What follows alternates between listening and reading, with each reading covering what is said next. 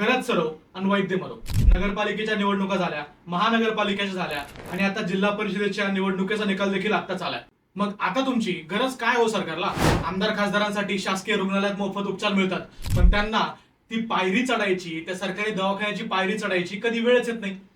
ते गरीब लोक असतात, त्यांना शासकीय दवाखान्यांच्या पायऱ्यावरती दम तोडावा लागतो. पण त्यांच्यासाठीचीच मोफत उपचाराची योजना आज सरकारनं बंद केली आहे.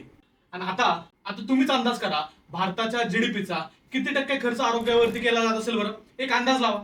सरकारचं स्वतःचं उद्दिष्ट आहे की सार्वजनिक आरोग्य सेवेवर जीडीपीच्या किमान 2.5% एवढा खर्च असायला हवा. हे सरकारचंच म्हणणं आहे बरं का. पण आज आपण 2026 मध्ये आरोग्य सेवेवरचा खर्च सरकारचा आहे 0.5%. ही आहे विश्वगुरु देशातली सरकारी रुग्णालयाची अवस्था.